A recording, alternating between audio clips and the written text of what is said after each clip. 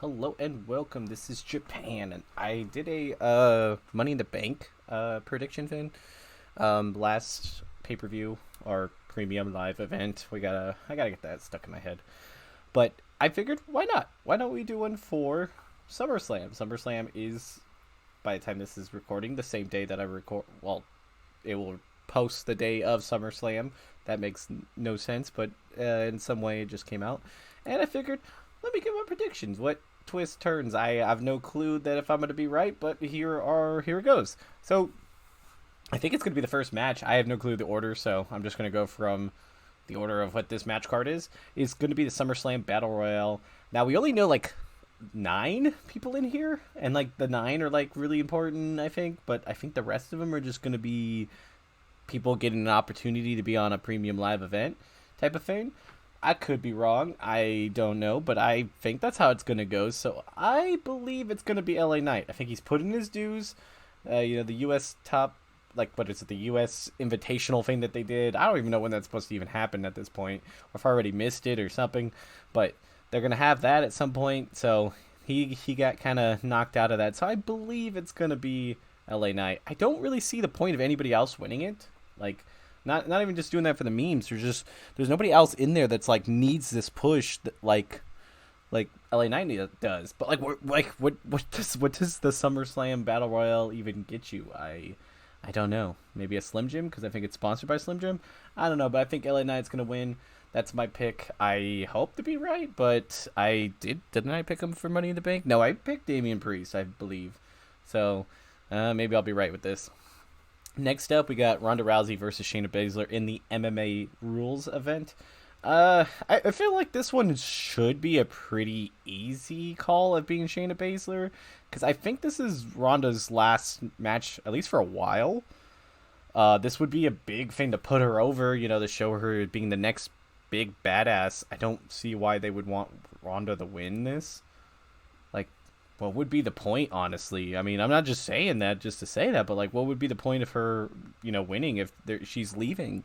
So, like, the whole thing is we don't know who, like, they're both heels. Everybody kind of thought Shayna was turning face, but not really. This could just be her being a badass, and I think that is a good send off in the MMA rules thing. So it should be a little bit interesting. It won't be your typical match. I kind of like it, but I think Shayna wins this one. Next up is Intercontinental Championship match. It is Gunther versus Drew McIntyre. I really want Drew to win this, but I'm going to be honest. I think Gunther's going to win this. I think they're holding on for Gunther to be the longest reigning Intercontinental title holder so he can get rid of that record by Honky Tonk Man. I think that's just kind of what they're wanting to do here. So giving him a great opponent by Drew. And, like, the thing is, like, people don't, like, just at WrestleMania, it was Drew, Sheamus, and him. And then now they just have Drew. Like, it's, like, they've kind of been feuding for a while. Drew just got hurt. So I kind of see it being an end, maybe for a little bit. Maybe Drew will kind of pester him for a while after this. But I think Gunther wins this. I think it's going to be a really good match, though. I think it's going to be really good.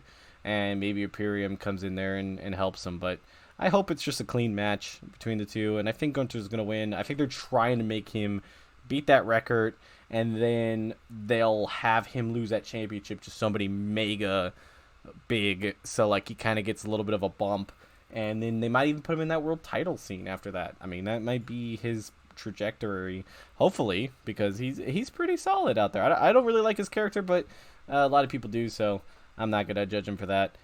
Next up, Ricochet versus Logan Paul. I think that's going to be one of the best matches of the night. I think like they're going to do a lot of spots. Like there's going to be some good high flying abilities and stuff. Everybody doing some crazy crap. I think Logan Paul wins. It's kind of a difficult one. I feel like you kind of would want Ricochet to obviously win this because like he's the genuine wrestler. But I feel like Logan Paul has been taking L's. So, like, it'd be kind of, you just start making him a joke. And I think this is the one where he rebounds, wins against Ricochet, and maybe they have another match at the next Premium Live event. I like the rivalry. They kind of have, show-off type abilities for both of them. So, I would be cool with it. I'd be cool with it going either way, but I do believe it's going to be Logan Paul. Next up, the match I care honestly the most about. I mean, I guess that's kind of loaded. But Asuka versus Charlotte Flair versus Bianca for the women WWE Women's Champion. I'm a big Asuka fan. I feel like she wins here, but there's gonna be a little bit of, I think it's a bigger match. How, like, okay, so this is how I'm envisioning it. The match is gonna be Charlotte versus Bianca 90% of the time. Asuka's gonna get a random spit on one of them and pin and get out of there. And as she's leaving, Io's going to cash in on her, and Io's going to win the championship. That's kind of how I'm feeling it's going to go. It's just Charlotte and Bianca, like, the problem is they really want that to be the rivalry. And I hate it because it really puts Asuka's second fiddle. But I have a feeling that's what they're going for, is Bianca versus Charlotte. And I feel if they give one of them the championship, then it kind of puts Io in this awkward position of holding on to the briefcase for a really long time and not being able to cash it in. Because you wouldn't cash it in on a big rivalry that they have going on. And Asuka versus Charlotte versus Bianca, there is really only the rivalry between the two competitors. So that's how I feel it's going to go. I do hate it to a certain extent. I mean, if Asuka's going to lose it, I wouldn't mind it being the cash-in because I like Io a lot too. Like, Io's in my top 5 like women competitors, so I don't mind. And I wanted her to win the Money in the Bank, and I kind of knew it was going to be. But we could get a good match with Io and Asuka, getting like the rematch, the next premium live event, while the other two are squaring off. Then somehow the title, getting into Charlotte or Bianca's hands, so they can have a longer term rivalry going on. That's at least how I'm feeling it's going to happen. It could possibly go different, and they just have Io hold onto the briefcase. But I think she cashes in if Asuka wins, then Io cashes in. If Charlotte or Bianca wins, Io doesn't cash in. Maybe even gets stopped by Shotzi or Bailey screws it up. I kept thinking they were going to break up the Judgment Day, but I think they have something cooking there. Not Judgment Day, Damage Control, but I think they have something cooking there, so I don't think they're going to do it right then and there. Next up, we got the World Heavyweight title with Seth Rollins versus Finn Balor. I'm going to go with Finn here. I feel like the story of Finn beating Seth here and holding on to the championship is going to be the better storyline long term. Because my feeling would be is that Finn wins. It's 7 years after him getting hurt and winning the title and then having to give it up right after that. And I think he gets it. And then Damian Priest's music cuts. And then he turns and he thinks Damian's coming down there to cash in on him. Damian grabs him, picks him up, and gives him a big hug. And then the rest of Judgment Day comes down, and they're all happy, and everybody's smiling. But Finn, it starts eating at him. It just starts eating at him every time he sees Damian when he has his title, that Damian keeps getting these glances at his title. I think, like, that would be such a cool thing to do. Because, like, what do? You can't have, Damian Priest is not going to cash in on Roman Reigns. So that's out of the question. So then do you have Seth to win here just so then what happens? Because like I could see Damian cashing in on Seth and then having it like that, Finn Balor's jealous of it. But even then it's hard, it's really hard for them to do that because like it doesn't have as cool of motives, I guess.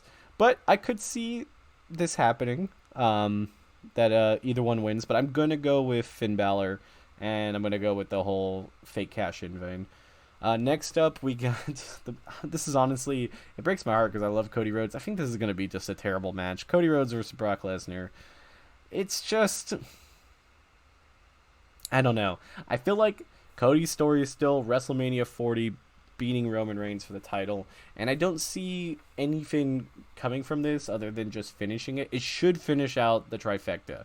Each one has got one victory. The rubber match goes to Cody here, and this is going to be where I think there could be a possibility, because like, what does Cody do after this? He just like refocuses and goes back to going after Roman? No, not really. He can't do that. So I feel like there's got to be something that steps in. And this is where I think if, this is a big if, I'm going to put it at like a rough 15% chance.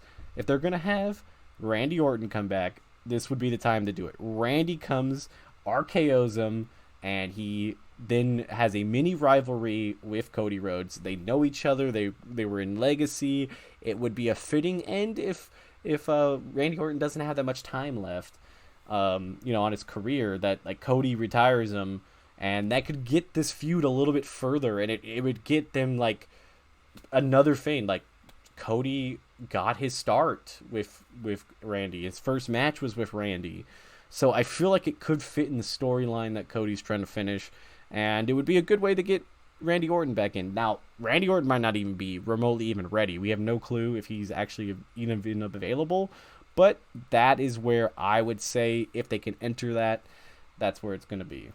Last but certainly not least, it is Jey Uso versus the Universal Champion Roman Reigns. It has to be Roman here, I guess. Like, I just don't see Jey winning. It's tribal combat, so I feel like that's gonna be a little bit of a change here. Um, you know, I don't know exactly what the rules are, but I feel like something's gonna happen where Solo, wins it for Roman, but again, here's like another 10% chance of something happening. There's been big talks of The Rock coming back. If they were going to get The Rock back and they were going to use him to stretch out this time, because I feel like they're just stretching it for Cody and Roman at WrestleMania, I would stretch it to being that essentially we would have The Rock come down there, strip him of the tribal chieftain because he cheated to win, and then that would make Solo then be like, do I follow him? He's not my chief anymore. That could give like a little bit of infighting. It would give Jey a small victory where he could possibly be like, well, then I need to challenge for it. Maybe he challenges Solo, and that's a little bit of a rivalry. I could also see them using Rikishi to do the same exact thing if they couldn't get The Rock, because of like they're all part of the same family. But that would be a good thing to me. Like, I like that story. I like it a lot. I don't know if it's at all even possible, if any of that's possible, or that's where they're going. I just don't see Jey winning here.